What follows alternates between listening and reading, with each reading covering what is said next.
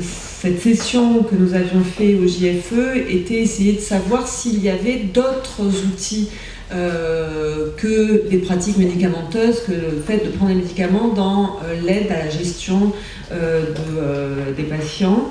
Et là, je vais essayer de vous présenter avec les données de la littérature actuelle ce que peuvent le corps et l'esprit, avec ce titre effectivement qui dissocie et qui marque en fait, je pense, ce qu'a dit la précédente conférencière sur cette dualité qui est propre quand même à l'Occident et à la façon dont nous avons évolué depuis l'époque des Grecs, puisque c'est vrai que vous allez voir que si on regarde les approches plutôt orientales, et notamment la notion de toutes les sagesses hindoues ou bouddhistes, le corps et l'esprit sont beaucoup plus liés l'un à l'autre. Et donc je vais essayer de vous présenter un peu cela en ayant une approche donc assez cartésienne, et j'ai mis des cartes ici en illustration initialement, et en séparant tout d'abord le corps de l'esprit pour essayer d'arriver ensuite à quelque chose de plus global. Donc tout d'abord le corps. Est-ce que des pratiques corporelles, est-ce que le fait de faire du sport peut aider à la gestion d'une maladie chronique telle que l'épilepsie ? Bien, il faut voir que l'évolution médicale et l'évolution du savoir a évolué ces dernières années, puisque jusqu'à la fin des années 70, la pratique sportive était déconseillée pour les patients présentant une épilepsie. En fait, elle était déconseillée par des craintes, des peurs de chute, par une notion de surprotection et surtout par l'ignorance des bénéfices. Et donc je vais essayer de vous montrer en quoi les pratiques ont évolué. Et donc ce travail qui est le travail d'un groupe d'experts au niveau international a publié cette revue récemment, en 2016, en expliquant bien que les pratiques d'une activité sportive régulière avaient un effet positif. Avaient un effet positif sur l'estime de soi, sur la socialisation et sur l'amélioration globale de l'état général. Mais également sur l'épilepsie, et c'est ce que je vais essayer de vous montrer dans les quelques diapos suivantes. Alors, je commence par quelque chose de bizarre, par la pratique du sport sur le petit rat épileptique. Je suis désolée, mais c'est vrai qu'on commence, les modèles animaux peuvent nous donner quelques informations. Alors, qu'est-ce qu'ils nous disent ? Donc, dans les études que je vous présente, on a comparé des rats qui soit étaient entraînés dans une activité forcée d'exercice, soit une activité volontaire qui était opposée à ceux qui ne faisaient pas d'exercice. Et donc, dans un modèle animal d'épilepsie où on crée une épilepsie en faisant faire un état de mal à l'animal, on voit tout d'abord que le fait de faire de l'exercice, donc le fait d'avoir une activité volontaire chez le rat, augmente le délai pour développer une épilepsie. C'est-à-dire qu'après l'événement princeps, le délai de développer l'épilepsie est plus long. Il y a également, dans ces études, le résultat clair est ressorti au travers de plusieurs travaux, qu'il y avait une diminution des crises spontanées. Enfin, quand on teste la cognition chez le rat, on leur fait faire une petite tâche de mémoire spatiale. En gros, ils doivent retrouver une plateforme dans une piscine, donc c'est quand même un peu stressant, mais ces travaux ont montré également que le fait de faire une activité sportive, le fait de faire de la roue pour le rat, améliorait la mémoire spatiale. Une petite mention qui est intéressante quand même dans ces travaux, c'est quand on force le rat, quand on le stresse, eh bien les performances vont être moins bonnes. C'est donc bien une activité volontaire, faite de manière régulière, et cet effet stress va être important, on va le voir par la suite. Alors, pour revenir à nous, est-ce que le fait de faire du sport va réduire le risque d'avoir une épilepsie dans sa vie? Bien, je vous présente là une étude suédoise publiée dans une grande revue de neurologie il y a peu de temps, où grâce à des grandes études de cohorte, puisque vous voyez qu'ils ont testé plus d'1 million d'hommes, ils ont pu faire une étude à grande échelle sur ces populations-là. Comment ont-ils fait? Ils ont pris principalement des hommes qui étaient passés une épreuve physique, donc une épreuve d'effort, lors de leur admission pour le service militaire. Et donc ils ont regardé la performance sportive, la performance à cette épreuve, en classant en bonne performance et mauvaise performance. En gros, donc, on peut prédire que les sujets qui avaient de bonnes performances dans cette épreuve d'effort étaient des sujets sportifs, versus ceux qui étaient moins bons étaient moins sportifs. Et donc ils ont suivi pendant 40 ans cette population d'hommes, grâce au registre permis en Suède, et ils ont pu observer que 6700 d'entre eux avaient développé une épilepsie. Donc grâce à des analyses statistiques précises et en essayant vraiment d'éviter ce qu'on appelle des facteurs confondants, c'est-à-dire est-ce qu'il y avait notamment une épilepsie dans la famille, est-ce qu'il y avait eu des traumatismes crâniens, des éléments qui pouvaient amener à une épilepsie comme le diabète ou des lésions vasculaires, ils ont essayé vraiment de regarder de manière pure le fait d'avoir de bonnes performances physiques lors de cette épreuve, et le résultat est que les patients qui avaient une mauvaise condition cardiovasculaire, lors de cette épreuve-là, avaient significativement plus de risques que de développer une épilepsie. On est donc là sur quelque chose à grande échelle. La preuve, comme ce que je vous ai montré précédemment sur une étude animale, que le fait de faire une pratique sportive, le fait d'avoir un bon état cardiovasculaire était, on va dire, protecteur. Maintenant, est-ce que le fait de pratiquer du sport a un effet sur la fréquence des crises et des comorbidités? Donc là, je vous présente ce travail qui est relativement ancien, qui est là un travail réalisé d'observation grâce à un questionnaire, où les médecins ont questionné 133 patients, ils ont regardé quelles étaient leurs pratiques sportives et regardé quelle était la relation entre ces pratiques sportives, leur état, leur humeur, notamment la dépression. Et donc ce que l'on peut voir, c'est que le fait de réaliser 3 fois par semaine au moins 20 minutes d'activité sportive avait un impact à la fois sur la fréquence des crises, puisque ça diminuait la fréquence des crises, mais avait aussi un impact sur leur humeur et ils avaient moins de risques de faire des dépressions. Ce qui est intéressant, c'est de voir qu'il y a aussi un lien, c'est-à-dire que le fait de pratiquer une activité sportive réduisait la fréquence des crises, et le fait de faire moins de crises diminuait aussi le risque de faire une dépression. On voit, et ça je pense que vous le savez tous, que les événements stressants de vie sont des facteurs favorisants d'une fréquence des crises et d'une dépression. Et donc on peut imaginer que c'est en pratiquant un sport et du coup peut-être en diminuant la charge de stress qu'on peut améliorer la qualité de vie. On va en parler un peu plus tard. Là j'ai repris sur cette diapo les études qui avaient été faites sur pratiques sportives et effets sur l'épilepsie. On voit qu'il y a toujours cette amélioration vous voyez là, sur l'estime de soi avec meilleure intégration sociale, l'amélioration sur la qualité de vie, l'amélioration sur aussi la qualité de vie, avec des durées sportives qui varient selon les études, mais qui, je pense que la chose à retenir, c'est vraiment la pratique régulière et assez soutenue au cours d'une semaine pour pouvoir avoir un effet positif. Alors, il y a quand même des précautions à prendre, et dans le travail réalisé en 2016, je vous rapporte là les 2 tableaux. Quels sont les risques de certaines pratiques sportives? Ces experts ont classé en 3 grands groupes les différents types de sports. Le groupe 1, pour lequel il n'y a aucune précaution à prendre, notamment l'athlétisme, la course, la danse, le golf, le tennis.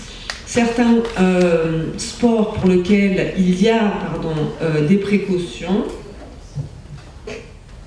notamment la natation,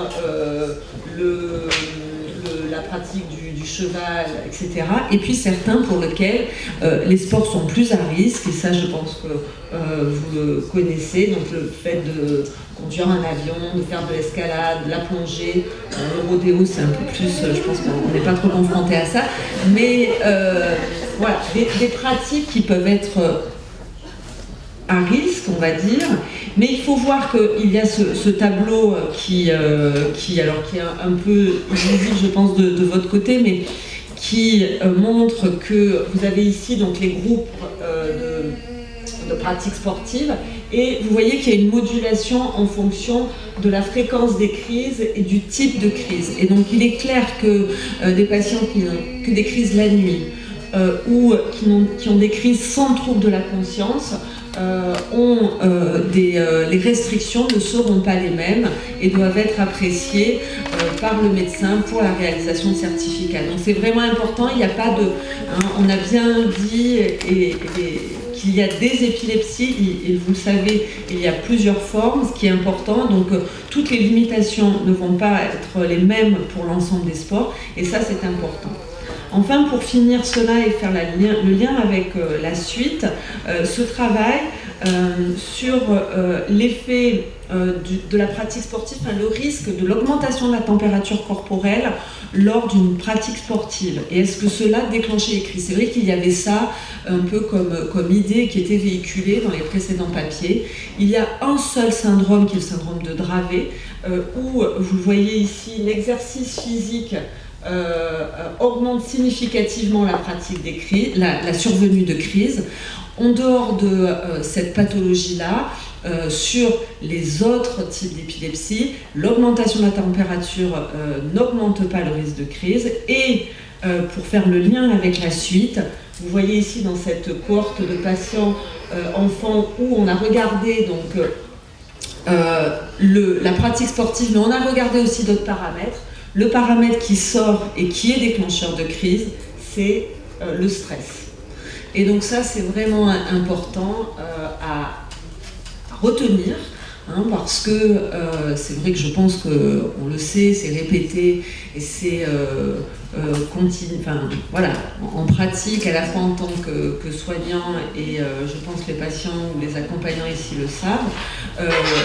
C'est un point sur lequel nous devons essayer d'avancer, et c'est en ça que peut-être les pratiques de l'esprit, et c'est là où je fais mon lien, et notamment des pratiques méditatives, peuvent avoir un intérêt. Et donc là, maintenant nous avons vu le corps, nous allons essayer de voir qu'est-ce qu'une pratique méditative peut apporter à cette maladie chronique. Et ce que je vais vous présenter ici, mais avant de vous présenter ça, d'abord juste introduire ce qu'est la méditation. Alors on le retrouve dans beaucoup de traditions, notamment traditions bouddhiques et hindouisme, mais également on retrouve ces états méditatifs dans l'Occident, et notamment avec une forte valeur spirituelle. Et dans les années 80, il y a eu vraiment un changement avec ces pratiques qui étaient, c'est vrai que la méditation, avec ce qu'elle pouvait avoir un peu de spirituel, on a essayé de le dissocier pour le faire arriver un peu en médecine. Et on voit aujourd'hui des publications sur l'effet de la méditation, et notamment l'effet de ce qu'on appelle la méditation pleine conscience ou de l'instant présent, ou mindfulness, qui a été introduit par Jon Kabat-Zinn, qui est un médecin américain, et qui s'inspire directement de traditions bouddhiques du Vipassana. Cette pratique méditative, elle peut être centrée, elle va dissocier en fait à la fois le fait d'être centré sur des sensations intérieures ou d'être centré sur nos perceptions. Mais l'idée, c'est vraiment d'être à l'instant. Et c'est vrai que si je suis dans l'instant présent, je suis ici et maintenant, je ne vais pas penser à ce qui va se passer après, je ne vais pas avoir d'angoisse anticipatrice, je ne vais pas passer à ce qui s'est passé avant, c'est-à-dire ce que j'ai vécu et pourquoi ça et pourquoi si. Non, je vais être dans l'instant. Et ces pratiques, donc il y a un vrai entraînement, comme un entraînement sportif. On sait qu'il va y avoir un effet d'entraînement dans cela. Il y a également dans la pleine conscience cette notion de non-jugement envers soi et envers les autres, et cette notion de bienveillance qui accompagne et qui est importante et que l'on doit avoir, c'est-à-dire arriver à accepter tout cela. Il y a également dans ce qu'on appelle méditation, une autre branche qui vient plus de la tradition hindoue et qui sont les méditations par répétition d'un mantra, où là on va répéter et se concentrer sur un objet répétitif, et notamment c'est contenu dans tout ce qui a été proposé dans la méditation transcendantale, qui a eu, on va dire, enfin en tout cas peut-être un effet un peu négatif par rapport à ce que nous on peut peut-être apprécier de par le fait de la référence à un maître. Il faut savoir que dans la tradition hindoue, la référence à un maître yogi, un maître est intégrée dans leur culture. Et c'est vrai que pour nous, faire référence à un maître, il y a tout de suite l'aspect gourou et l'aspect secte qui est présent. Et je pense qu'il faut le dissocier, et c'est aussi en lien avec les traditions. Il faut savoir que la santé aux États-Unis a investi beaucoup d'argent pour essayer de comprendre l'efficacité de ce genre de méditation pour la santé.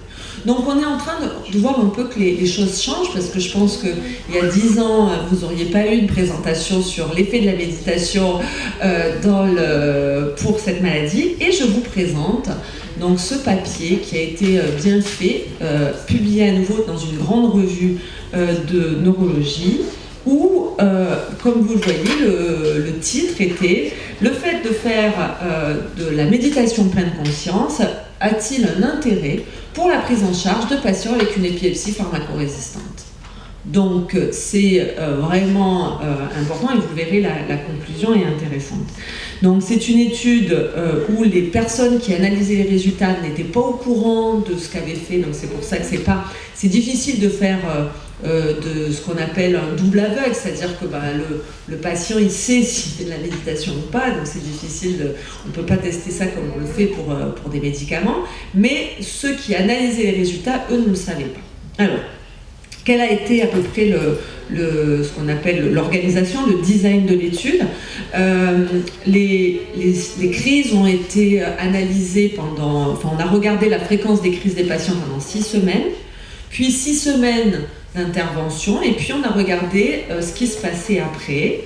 Et ils ont regardé la qualité de vie des patients, leur humeur, est-ce qu'il y avait dépression ou anxiété, la fréquence des crises, et ils ont regardé également la cognition, les capacités de mémoire, les capacités de langage. Donc 2 bras dans cette étude, une étude avec 31 patients pour lesquels il y avait donc de la méditation et de l'éducation thérapeutique, et un bras contrôle, parce que c'est vrai que c'est important d'avoir ce qu'on appelle un bras contrôle, contre quoi on allait comparer. Et ils ont comparé à un temps identique, c'est-à-dire que les patients passaient toutes les 2 semaines, participaient à des ateliers de 2h30 avec donc une même psychologue clinicienne. Et donc, les 2 bras étaient réalisés de cette sorte, c'est-à-dire que dans un bras, les patients n'avaient qu'un, ce qu'on appelle, donc, on va dire, éducation thérapeutique, et on va voir qu'il y a un effet, ne serait-ce que dans ce bras-là, et c'est important aussi à voir. Donc, où on leur apprenait, on leur donnait des informations sur l'épilepsie, on leur donnait à faire des exercices sur la prise régulière de leurs médicaments, partager expérience sur l'épilepsie, comment gérer sa maladie chronique. Et dans l'autre bras, donc mindfulness plus éducation thérapeutique, il y avait donc une première session qui était une session d'éducation thérapeutique propre, mais la suite était centrée sur, pendant 2h30, des ateliers centrés sur des sensations corporelles, avec différents types de pratiques de méditation pleine conscience, soit, comme je l'ai dit tout à l'heure, centrés sur ses propres sensations, soit centrés sur les émotions, avec également des pratiques respiratoires. les patients s'engager à faire entre les ateliers une pratique quotidienne, et ça je pense que c'est important, parce que comme dans tout, c'est vraiment la pratique quotidienne qui va permettre l'efficacité. Et quels sont les résultats ? Dans la qualité de vie, vous voyez ici qu'il y a donc un effet de l'éducation thérapeutique. Donc à chaque fois, je vous présente l'éducation thérapeutique et mindfulness. Donc s'il y a une diminution, une amélioration de la qualité de vie, on voit qu'elle double avec éducation plus mindfulness. Donc c'est déjà important sur la qualité de vie globale des patients. Lorsqu'on regarde sur la fréquence des crises, il y a aussi une diminution de la fréquence des crises pour l'éducation thérapeutique, mais elle double dans le cadre de l'éducation thérapeutique plus méditation.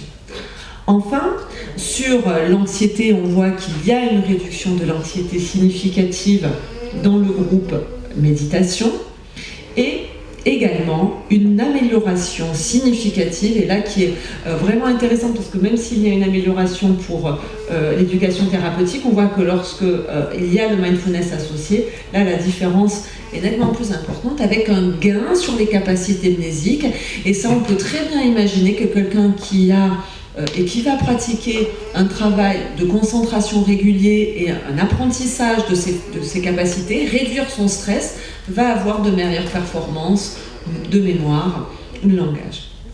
Donc cette étude, je pense, est vraiment importante parce qu'elle elle a été publiée dans un grand journal, et la conclusion, elle est également importante, c'est qu'elle montre que une thérapie basée sur la pleine conscience peut avoir un niveau de classe 2, ce qui est important, c'est-à-dire une preuve d'efficacité dans la prise en charge des épilepsies pharmacorésistantes. Alors comment faire ce genre de... Comment pratiquer ? Il faut savoir qu'il y a des groupes de mindfulness qui de plus en plus peuvent être proposés. Il y a donc différents types de méditation, donc la MBCR, la MBCT, et une application que je conseille volontiers en accompagnement, qui est une application disponible sur tablette et qui peut permettre d'accompagner, et que l'on peut faire régulièrement, que je fais régulièrement au quotidien. Parce que c'est des petites méditations qui durent 10 minutes, on peut le faire à différents moments, avec différents points, et j'espère qu'un jour on pourra proposer de manière gratuite cela à un grand nombre de patients. On essaye d'y contribuer. Alors pour finir, existe-t-il des techniques qui allieraient une pratique corporelle à une méditation ? Et donc, comme je l'avais dit au GFE, je le dis, j'ai un conflit d'intérêts. Ma mère étant prof de yoga, j'ai choisi le yoga que j'ai expérimenté pour pouvoir évoquer ce lien qui existe entre corps et esprit. Et un petit diapo pour vous présenter ce qu'est le yoga. Le yoga, donc, c'est quelque chose, c'est une pratique qui est vraiment ancestrale. Donc, ça date de 5 siècles avant Jésus-Christ. Et ces pratiques ont été retranscrites dans les Yoga Sutras de Patanjali. Et c'est intéressant de voir que je vous ai présenté là les 8 corps du yoga. Il y a des choses que l'on retrouve à la fois dans les traditions ancestrales, donc orientales, mais qu'on retrouve également dans les accords toltèques, par exemple, de l'autre côté du monde, en Amérique. Et il y a, avant de parler de posture, dans les 8 corps du yoga, le premier c'est les yamas, c'est-à-dire le rapport aux autres, avoir un rapport bienveillant, savoir écouter, être une parole juste, on va dire. Le deuxième c'est les niyamas, c'est le rapport à soi, avec aussi une certaine bienveillance vis-à-vis de soi. Ensuite, il y a ce qu'il va y avoir comme la posture, donc les asanas, qui vont être des pratiques corporelles très précises, qui sont associées, et ça c'est important, à des pranayamas, qui sont donc un contrôle du souffle. La posture va être associée à un inspire ou un inspire de manière très précise. La pratique asana pranayama va permettre d'aller vers une forme d'intériorité avec les pratyahara qui vont, grâce au dharana, à une certaine concentration, le fait de tenir le souffle et une posture, va permettre d'arriver dans un certain état méditatif pour enfin arriver au 8e corps du yoga qui est le samadhi, qui est l'état de bien-être et qui, dans la tradition sanskrit, vraiment s'oppose à l'état maladie. Donc c'est intéressant de voir que quand on arrive à intégrer ça, il y a vraiment l'état de plénitude, de bien-être, on va dire, d'éveil, s'oppose à l'état, voilà. Alors, je vais vous présenter 2 études qui sont un tout petit peu anciennes et qui ont été faites donc forcément en Inde et qui ont essayé de voir l'effet de la pratique d'un yoga sur des patients. Donc, dans cette étude, c'était un yoga particulier, Sahaja Yoga, qui en fait, c'est un yoga qui est plus peut-être de la méditation avec des pranayamas qu'une vraie pratique de posture. 3 groupes de patients, un groupe de patients pour lequel il y avait une vraie pratique de yoga, un groupe de patients pour qui il y avait un équivalent, mais qui n'était pas le yoga, donc c'était une sorte de yoga chaîne de faux yoga, et puis un groupe de patients sans intervention. Les patients faisaient 2 séances de 20 minutes par jour, et puis on les a suivis pendant longtemps. Alors quels sont les résultats ? Ils sont assez intéressants, même si la population est faible. 50% de réduction de la fréquence des crises en groupe 1, donc qui pratiquaient le yoga, diminution de stress et amélioration de la qualité de vie. Et on voit que il y avait également des marqueurs biologiques de stress qui étaient diminués. Et là, j'ai mis juste la référence d'une autre étude que je ne vais pas détailler, qui a été publiée en 2016, où un journal de physiologie a mesuré l'impact de la pratique de yoga sur le stress, ça, vous vous en doutez, ça marche, mais sur la graisse péricardique, c'est-à-dire un marqueur de stress chronique, et il existe une réduction significative corporelle de la pratique du yoga sur le stress chronique. Donc vraiment, on commence à voir des publications et des choses scientifiques, et ça c'est important, pour que peut-être un jour les pouvoirs publics et les pratiques changent et que ce genre de choses puissent être remboursées au même titre que les médications. Je vous présente cette 2e et dernière étude sur l'effet du yoga. 20 patients concernés, ils faisaient 2 séances de 20 minutes par jour avec une supervision par semaine. Et donc ça, c'est vrai que je pense que c'est quelque chose qui est vraiment possible à mettre en œuvre, et j'espère qu'on pourra un jour vous le proposer ici à Latino. Ce que l'on voit, c'est qu'au bout de 3 mois, 50% de réduction de la fréquence des crises au moins sur 19 patients, donc c'est vraiment intéressant. 6 patients libres de crise. Ces patients libres de crise vont le rester pendant 12 mois. Donc c'est vraiment intéressant parce que, alors c'est vrai que c'est toujours dans ces études, on peut dire quel type d'épilepsie ils avaient, c'est vrai que c'est pas les épilepsies pharmacorésistantes que je vous ai présentées dans l'étude méditation, mais quand on voit ça, c'est vrai qu'on a envie en tant que médecin de proposer ce genre de pratique aux patients en disant, il y a peut-être en accompagnement des thérapeutiques, proposer des pratiques non médicamenteuses pour essayer d'avoir un effet synergique et d'avoir un effet d'être plus efficace pour cette prise en charge. Ce qu'on note dans les différents travaux, c'est qu'il y a vraiment, c'est pas un effet immédiat. Il y a un effet progressif et à long terme avec un effet de la pratique régulière, et je pense que comme dans toute plasticité, c'est important de se l'approprier. Alors, quelques précautions à prendre. Je pense que certains yogas qui, pour les yogistes purs, sont pas du vrai yoga, parce que le Bikram yoga, le faire du yoga dans une atmosphère à 40 degrés, quand on parle aux profs de yoga ou purs, ils disent mais c'est n'importe quoi. Le fly ou l'acro yoga, on va dire que c'est très joli, mais c'est vrai que ça peut être dangereux. Par contre, il y a un point, je pense que ça c'est important, parce que pour l'avoir fait et le faire, je pense, mal encore, c'est les kapalabhati, c'est-à-dire c'est des sortes de respiration très rapides pour oxygéner et qui peuvent être un équivalent de parfois ce que l'on fait en hyperapnée. Donc ça, c'est vraiment la mention, je pense, à faire attention pour ne pas se mettre dans un état d'hyperventilation, pour ne pas déclencher une crise, enfin, surtout si le patient déclenche des crises à l'hyperventilation, éviter ce genre de choses. Voilà, donc j'espère que j'ai pu vous montrer à quel point eh bien, il y avait à la fois dans ce qu'on pouvait faire, la pratique sportive, un effet positif à la fois psychosocial mais également sur l'épilepsie elle-même. L'effet de la méditation semble vraiment maintenant, enfin, avec ce travail démontré. Et vraiment, j'espère qu'un jour, on pourra proposer ça de manière complète en accompagnement des médicaments que l'on peut proposer par ailleurs. Je vous remercie.